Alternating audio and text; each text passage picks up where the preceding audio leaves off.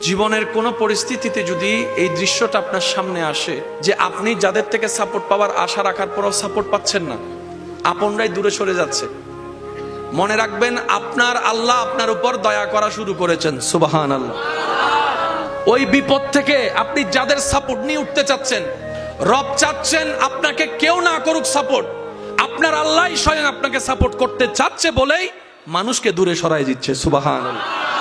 জীবনে যদি কখনো দেখেন কাছের মানুষ দূরে সরে যাচ্ছে, বেঈমানি করছে, দুই নম্বরই করছে, চোখ উল্টাই ফেলছে, আপনি বুঝে নিবেন আল্লাহ তাআলা আপনাকে দুনিয়ার আসল চিত্র দেখাচ্ছে। আপনি যেন বুঝতে পারেন আপনার আপন বলতে আল্লাহ ছাড়া, আপনার আপন বলতে আপনার নবী ছাড়া আসলে আর কেউ নাই, আসলে কেউ নাই, আসলে কেউ নাই।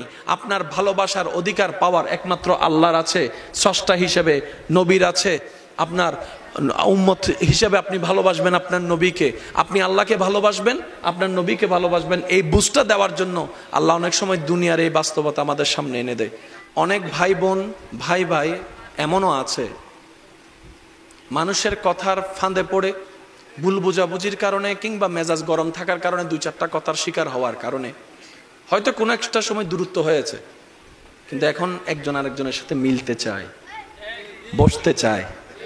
ওনাদের মাথায়ও চলে আসছে বাঁচবো আর কয়দিন, বুড়া তো হয়ে গেছে, কিন্তু ভাইকে এখনো বুকে জড়াতে পারলাম না, অনেক দিন হয়ে গেল। বড় ভাইয়ের মনেও সে তৃষ্ণা থাকে, ছোট ভাইয়ের মনেও সে আকাঙ্ক্ষা থাকে, কিন্তু অনেক দিনের দূরত্বতার কারণে, লজ্জাবোধের কারণে তারা মিলতে পারে না। আমি আমার ভাইদেরকে, যুবক ভাইদেরকে অনুরোধ জানাবো, যদি এরকম কোনো ফ্যামিলি কন্ডিশন হয়, আপনারা যুবকরা মিলে, ভাইরা মিলে, চাচতো ভাই জ্যাঠতো ভাইরা মিলেই আপনারা উদ্যোগটা নেন, ভাই ভাইকে যেন জড়াই ধরতে পারে, ভুল বুঝাবুঝি যেন শেষ হয়ে যায়। কথা বলেন ঠিক কিনা? বান্দা বান্দাকে মিলানোর কাজ করবে, আল্লাহ সেটা দেখে গুনাহ মাফ করে দিবে। সুবহানাল্লাহ। আমি শুনি না, আরো জোরে বলেন। মিলে থাকেন, কেউ মিলে থাকতে না চাইলে তার আল্লাহরে সে জবাব দিবে। আপনার পক্ষ থেকে আপনি ক্লিয়ার থাকেন, মানুষের উপকার করবেন, থ্যাংক ইউ পাওয়ার আশা রাখবেন না, করতেই থাকবেন। কেন? সে আপনার রবের বান্দা, আপনি বান্দার জন্য করবেন, ওই বান্দার আল্লাহ আপনার জন্য করবে। আমরা অনেক সময় বলি তার এত উপকার করছি, সে আমার সাথে ডাইরেক্ট চোখ উল্টাই ফেলছে, বা এটা দুনিয়ার নিয়ম। আল্লাহ তো এটাই বুঝাতে চায়, এটা দুনিয়া, এটা জান্নাত নয়। আল্লাহর কাছে সবসময় একটা ফরিয়াদ করবেন, আল্লাহ তুমি আমাকে যতদিন ইচ্ছা এই দুনিয়ায় রাখিও, কিন্তু সে থাকাটা যেন তোমার পছন্দের হয়। আল্লাহ যতদিন আমার নিঃশ্বাস চলবে, সেই নিঃশ্বাসটা যেন তোমার পছন্দের সময় কাটে। আল্লাহ আমাকে তুমি যতদিন রাখবা সুস্থভাবে রেখিও, অসুস্থ বানিয়ে কারো উপর যেন আমাকে বোঝা না হতে হয়। কারণ অসুস্থ হলে অনেক সময় আপনরা পর্যন্ত ভর মনে করে। প্রস্রাব পায়খানা যখন অসুস্থতার কারণে বিছানায় করা লাগে, মানুষ ঘেন্না করে, এই ঘেন্নাটা দেখে রোগীরও নিজের অস্বস্তি বোধ হয়। কথা বলেন ঠিক কিনা? আল্লাহ আমি যেন সুস্থ থাকতে থাকতে ঈমান নিয়ে ইজ্জতের সাথে দুনিয়ার থেকে যেতে পারি, সে তৌফিক তুমি আমাকে দিও। মাওলা যতদিন আমি বেঁচে থাকবো তোমার বান্দা, জীবনের শেষ নিঃশ্বাস পর্যন্ত কখনো যেন কারো কাছে হাত পাততে না হয় আমায়, সেই রিজিকের ব্যবস্থা তুমি করে দিও। আল্লাহ গো, আমি যখন দুনিয়াতে থাকবো না, আমার সন্তানদের ব্রেইনে মনে তুমি এমন নূরের আলো দান করিও, তারা যেন মা বাবার জন্য অন্তত হাজার ব্যস্ততার ভিতরে একটু যেন দোয়ার হাতটা তোমার দরবারে তুলে এমন সন্তান ব্যবস্থা করে দিও। আল্লাহর কাছে এই দোয়াগুলা করা যাবে ইনশাআল্লাহ? আওয়াজ শুনি নাই। এগুলো কি আমাদের জন্য ভালো হবে না খারাপ হবে? যত উত্তম দোয়া আছে, সবচেয়ে উত্তম দোয়ার মধ্যে এগুলা অন্যতম উত্তম দোয়া। কি বলেন আপনারা? একমত আছেন তো? সবাই সবাই একমত আছেন তো? কারণ আমরা ইজ্জতের জীবন চাই, বেইজ্জতি হয়ে মরতে চাই না। কথা বলেন ঠিক কিনা? আমরা মানুষের উপকার করে মরতে চাই, কারো উপর বোঝা হয়ে, অপমানিত হয়ে মরতে চাই। আল্লাহ পাক আমাদের সবার উপর সে দয়া দান করুক, আমিন। ফাজকুরুনি আযকুরুকুম, ফাজকুরুনি আযকুরুকুম। আপনি নীরবে একা রুমে বসে আপন রবকে ডাকছেন, জিকির করছেন, ওখান থেকে রব ডাক দিয়ে বলে, বান্দা ফাযকুরুনি আযকুরুকুম, তুমি আমাকে ডাকো, আমি তোমার ডাকে উত্তর দিয়ে দিব। সুবহানাল্লাহ।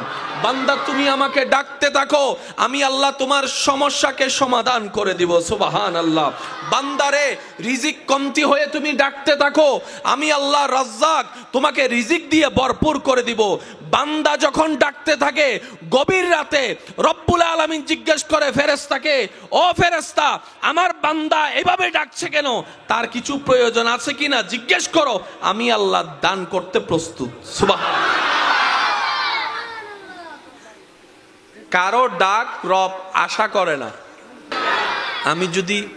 আমি আমার জায়গা থেকে যত সহজভাবে বলা যায় আমি চেষ্টা করছি, বাকিটা ওয়ামা তৌফিক ইল্লা বিল্লাহ, আল্লাহ যতটুকু দয়া করেন। কারণ সবার বলা বুঝ এক, বলেন না, সবার বলা বুঝা এক। তবে আমি আমার প্রেমিক ভাইদের কাছে একটা জিনিস জানতে চাই, আমরা কি লস চাই নাকি লাভ চাই? বেইজ্জত চাই না ইজ্জত চাই? অশান্তি চাই না শান্তি চাই? মাথা নিচু করে বাঁচতে চাই নাকি মাথা উঁচু করে বাঁচতে চাই? এই জিনিসগুলা যাদের দরকার, আজকের আলোচনা তাদের জন্য। সুবহানাল্লাহ বলেন। ঠিক বললে সওয়াব হবে কিনা আমার জানা নাই, কিন্তু সুবহানাল্লাহ বললে কল্পনার বাইরে সওয়াব। পিছনের বাইরে এমন ভাবে সুবহানাল্লাহ বলেন যেন আওয়াজটা এখানে আসে। একবার বলেন সুবহানাল্লাহ। মাশাআল্লাহ। বান্দা যত রবের জিকির করে শয়তানের গালে জুতার বাড়ি ভরে। তো এইরকম অপরচুনিটি, সুযোগ মিস দেওয়া যাবে। জিকিরকারী সবাই, রবের নজর আপনার দিকে। কাশ আমি যদি বুঝাতে পারতাম কথাটা। জিকিরকারী সবাই, আসমানে লক্ষ কোটি অগণিত ফেরেশতা, কেউ রুকু দিয়ে রবকে জিকির করছে, কেউ সিজদায় রবের জিকির করছে, কেউ দাঁড়িয়ে দাঁড়িয়ে জিকির করছে, কেউ এমনে জিকির করছে, কেউ অমনে জিকির করছে। এমনকি জান্নাতের ফেরেশতা রিদওয়ানও আপন আপন নিয়মে রবকে ডাকতেই আছে, রবকে ডাকতেই আছে, রবের জিকির করতেই আছে, রবের স্মরণ করতেই আছে। কিন্তু সেই ডাকের উত্তরে রবের কোনো উত্তর নাই। কিন্তু যখন আপনি এই ভাঙ্গা ঘরের মধ্যে ছাদও নাই, রোদও ঢুকে, বৃষ্টিও পড়ে, ছোট্ট একটা জায়গায় বসে বসে যখন আপনি আপনার ভালোবাসা দিয়ে, ভক্তি শ্রদ্ধা দিয়ে রবকে ডাকতেই আছেন, রব বলে যে ফেরেশতা দেখতো আমার বান্দার কিছু লাগে কিনা, ফেরেশতা দেখতো আমার বান্দার কিছু প্রয়োজন আছে কিনা, ফেরেশতা দেখতো আমার বান্দার কিছু চাহিদা আছে কিনা।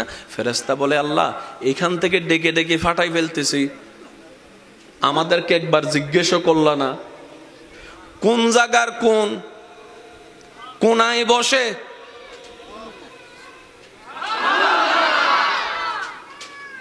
আশেকদের একটু মনের কানটা চাচ্ছি।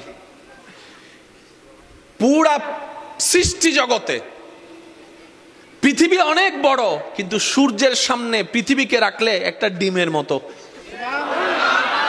ওই বিশ্বজাহানের স্রষ্টা ফেরেশতাকে বলছে দেখতো আমার বান্দার কিছু লাগে কিনা। এবার ফেরেশতাই বলে, আল্লাহ সিদরাতুল মুনতাহায় তোমাকে জিকির করা হয়, প্রথম আসমান দ্বিতীয় আসমান সব জায়গায় তোমার জিকির, সূর্য করে তোমার জিকির, চন্দ্র করে তোমার জিকির, নেপচুন করে তোমার জিকির, প্লুটো করে তোমার জিকির, গ্যালাক্সি করে তোমার জিকির, এত সৃষ্টি তোমার জিকির করে, কারো কিছু প্রয়োজন আছে কিনা তো জিজ্ঞেস করো নাই। কোন জায়গার কে? এই বিশ্বের মধ্যে সূর্যের চাইতে অনেক গুণ ছোট পৃথিবী। এই পৃথিবীর মধ্যে কিছু দেশ, কিছু মহাদেশ বাংলাদেশকে গিলে খেয়ে ফেলতে পারবে এমন অনেক মহাদেশ আছে। এত বড় বড় মহাদেশের চাইতে ছোট একটা দেশ, এই দেশের 64 জেলার একটা জেলা, এই চট্টগ্রামের এতগুলা থানার একটা থানা। জোরে বলেন, আরো জোরে। এই থানার এতগুলা জায়গার মধ্যে একটা জায়গার কোণার মধ্যে বসে আছে, আর তুমি ওখান থেকে শুনছো। রব বলে যে ফাজকুরুনি আযকুরুকুম, আমি ওয়াদা করেছি আমার বান্দার সাথে, বান্দারে তোর ডাকতে দেরি হবে, আমি রবের উত্তর দিতে দেরি হবে না। ফাজকুরুনি ফাজকুরুনি ফাযকুরুনি, বান্দা তুই আমাকে বিপদে পড়ে স্মরণ কর। আযকুরুকুম, আমি তোকে বিপদ থেকে উদ্ধার করার মাধ্যমে স্মরণ করব। সুবহানাল্লাহ। ফাযকুরুনি, পারিবারিক অশান্তি হলে আমাকে একবার স্মরণ কর। আযকুরুকুম, শান্তি দিয়ে আমি আল্লাহ তোকে স্মরণ করব। সুবহানাল্লাহ। ফাযকুরুনি, তুই অভাবে পড়ে স্মরণ কর।